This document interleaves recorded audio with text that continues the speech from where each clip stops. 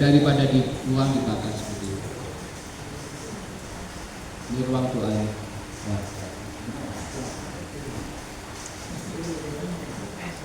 Orang jiwa-jiwanya kan. Opo. Itu dari saya yang berkayuan. Lalu tahun 2007 saya lebih banyak memperdalam meditasi.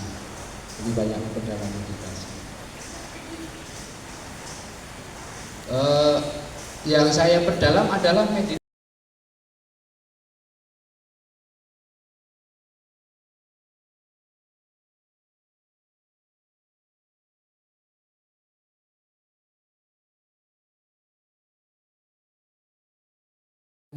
Masuk biara itu saya kurangin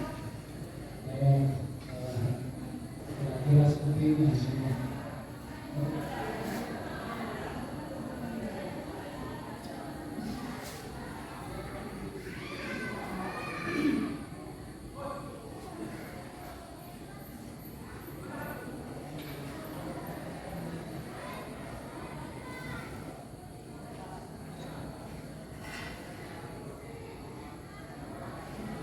Ini karya-karya kami. Jadi saya memang sejak awal sudah menekuni di kayu. Jadi guru itu tidak hanya mengajar, tapi ada macam-macam karya. Ada yang merawat, ada yang di rumah potret, ada yang di asrama, ada yang di kebun sawit, itu yang ada sedikit kebun sawit. Macam-macam, ada yang dokter, ini ada guru dari itu melahirkan dokter yang sedang bisa. Lalu juga ada guru yang kepala yayasan pendidikan. Jadi banyak. Maka nanti kalau Bapak Ibu punya anak, masukkan ke kami untuk melanjutkan karya-karya kami, baik Romo maupun sebagai pembimbing. Ini karya-karya kami di sini. Lalu tahun 2007 saya lebih banyak memperdalam meditasi. Meditasi yang saya perdalam adalah meditasi kesehatan. Mengapa saya mengambil kesehatan? Karena ini penting, pokok. Orang meskipun kalau dagang dan kalau sakit-sakitan tidak ada artinya. Jadi aktivitasnya kurang maksimal. Tetapi kalau kita sehat itu bisa berkala maksimal. Kita bisa membayangkan kalau kita sakit itu banyak kita mengganggu orang. Misalkan satu keluarga sakit seperti itu, nanti saudara-saudara itu tidak terganggu. Aktivitas pasti terganggu, pemasukan pasti tidak ada, pengeluaran pasti terus menerus ada pengeluaran. Lalu bagaimana untuk menjadi sehat? Salah satu cara yaitu dengan meditasi. Lalu mengapa saya mengambil yang kesehatan ini? Karena ini untuk umum. Jadi saya lebih banyak diundang untuk memberi materi-materi lintas agama. Karena meditasi itu ada macam-macam kan. Ada meditasi Kristiani, ada meditasi Buddhis dan macam-macam. Nah, saya ambil yang kesehatan. Salah satu cara untuk saya masuk pada lingkungan tidak hanya satu agama, yaitu dengan meditasi kesehatan. Lalu awalnya saya juga kesulitan untuk mengajak meditasi itu. Apakah dengan diam itu menyembuhkan? Lalu saya coba terus menerus, akhirnya banyak orang yang sembuh, terutama yang kanker, yang sakit-sakit yang berat. Ada suster di Yohani Karitas itu sakit kanker rahim, lalu sudah diangkat, lalu sembuh, merambat ke payudara, dua-duanya diangkat, lalu sembuh. Itu berkat meditasi, tapi juga berkat doa-doa itu. Lalu dengan pengalaman-pengalaman itu, saya semakin yakin dengan meditasi itu menyembuhkan. Lalu akhirnya kami bersama kerjasama dengan dokter-dokter Caritas membuka poli meditasi. Ini gambarnya.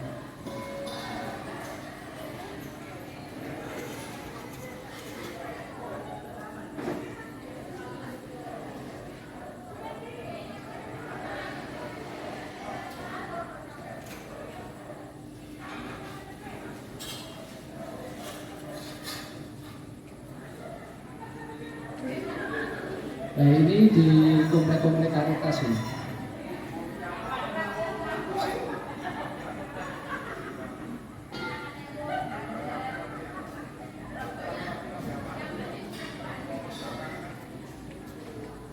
Nah ini dengan para suster, dengan para perawat dan juga dokter.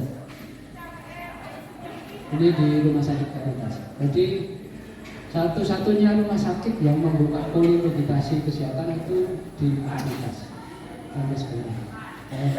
Saya salah satunya untuk membantu mereka yang sakit yang mau pengobatannya dengan meditasi, karena pengobatan sekarang tidak cukup dengan medis. Banyak problem-problem penyakit itu justru datangnya dari getaran-getaran yang lembut, memori-memori yang lembut. Memori-memori yang lembut itu bisa sembuh hanya dengan meditasi. Karena tidak ada alat yang atau belum menemukan alat yang bisa menemukan yang getaran-getaran halus itu. Misalkan ada beberapa kasus keluarga yang menyerah sudah lama tidak punya. Lalu di kedokteran diberi macam-macam obat, tetapi juga tidak menghasilkan. Banyak mereka yang ikut meditasi ternyata rugi, karena dalam meditasi itu ada unsur energi panas dan dingin. Dalam manusia itu ada unsurnya itu, panas dan dingin. Kalau panas dan dingin, sel sperma dan sel telur tidak akan hidup. Maka untuk menghangatkan itu dengan energi cita kasih.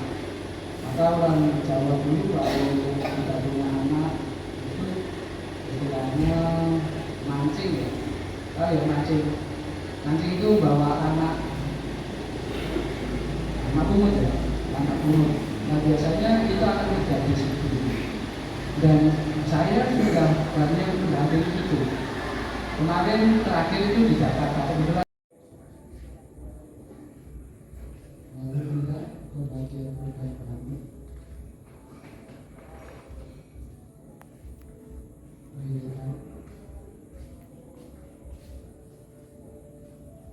Lalu paha kaki kanan, betis kaki kanan dan jari-jari kaki kanan.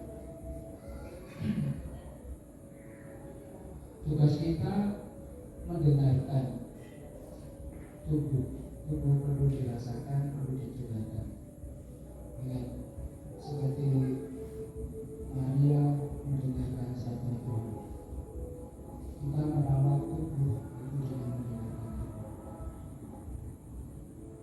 Kita punya tubuh tidak pernah didengarkan. Kadang tubuh sudah menjerit, kita tidak pernah mendengarkan. Maka pada malam ini kita mendengarkan cerita, mendengarkan keluh kesah.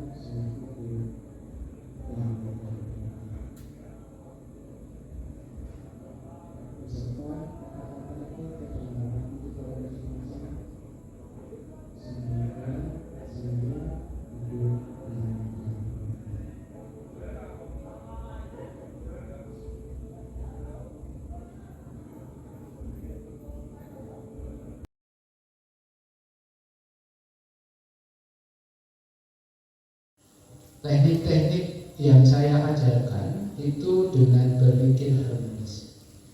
Jadi mengapa saya lebih tertarik meditasi kesehatan, bukan meditasi Kristiani, bukan meditasi yang lain?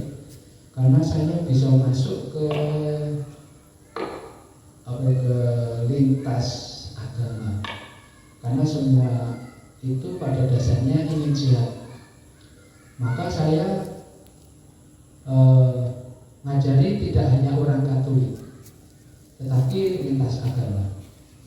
Ada agama Islam, Hindu, Buddha, dan macam-macam itu saya ke sana. Nah, di sana saya bisa memasukkan ajaran-ajaran Kristiani yang berkaitan dengan cinta kasih. Nah, di meditasi kesehatan ini ada 4 komponen yang harus selalu diingat nanti. Pertama, kita belajar konsentrasi. Konsentrasinya waktu meditasi itu di nafas, mengamati nafas masuk, nafas keluar di lubang hidung ini, Itu konsentrasinya di sana. Nanti kalau dikonsentrasi dalam kehidupan sehari-hari, kita harus fokus. Kalau kita memasak, fokusnya juga dimasak itu. Ketika kita sedang nyopir, ya fokusnya di sopir itu supaya tidak terjadi kecelakaan.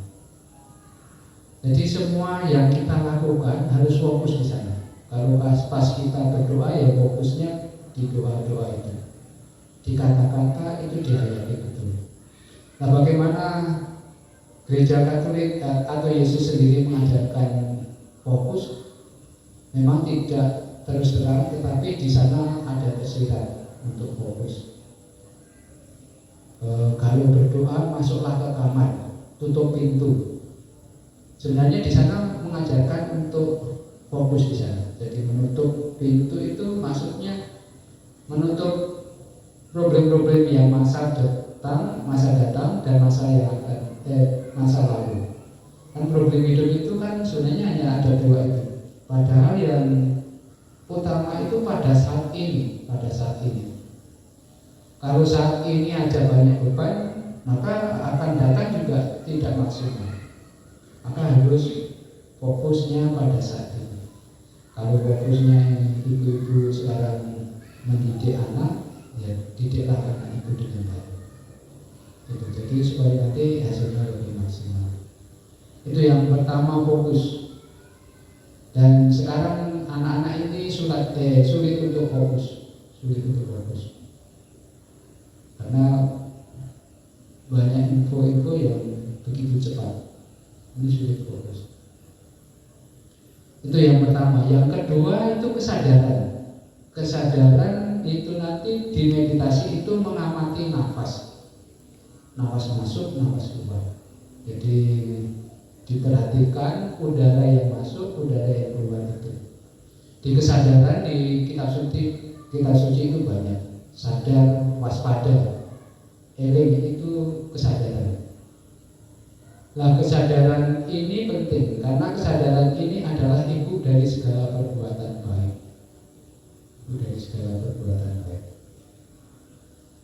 Kesadaran ini hampir tidak pernah muncul kecuali nanti kalau ada problem-problem dalam hidup. Misalkan Bapak Ibu berapa persen untuk menyadari nafas?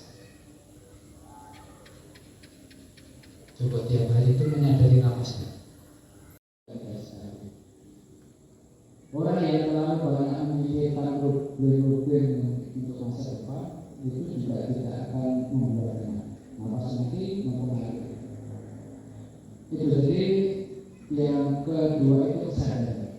Nah, nanti kesadaran boleh untuk direnungkan tidak hanya nafas, tetapi juga kesadaran yang lebih luas. Misalkan kita menyadari punya mobil, punya rumah, punya apa saja, itu harus disyukuri. Kita punya rumah itu tidak hanya 1 orang yang bekerja, tetapi banyak orang. Kita menyukuri, kita menyadari kehadiran misalkan ada nasi yang dipiring itu prosesnya banyak, prosesnya panjang. Pernah merenungkan nggak? Dari nasi itu jarang, tinggal makan saja. Padahal kalau kita lihat prosesnya kan ada. Dari petani itu waktu mau nanam kan harus nyiapkan lahan, lalu menabur bijinya, lalu habis itu dicatur lagi, terus disiapkan lahan, terus ditanam satu-satu, habis itu dipelihara, disiami, dipupuk, terus nanti kalau sudah mulai menguning harus dijaga supaya tidak dimakan hama, lalu masih dipanen, dijemur, lalu dibawa ke penggilingan masih dibawa ke toko-toko, lalu toko-toko sampai ke sini ke pasar tidak cukup di situ tetapi harus dimasak lagi. Itu prosesnya panjang sekali. Nah kalau kita menyadari itu, akhirnya kita bersyukur kita yang jauh, tetapi tetangga. Karena ketika ada problem-problem, ada masalah misalkan kebakaran atau kematian, tetangga itu yang pertama menolong. Hidup gereja juga demikian. Kita harus guyup, harus rukun hidup gereja itu. Kita itu bangga ada paus yang luar biasa, pemimpin yang hidupnya memang tidak mengikat. Berbeda kalau pemimpin-pemimpin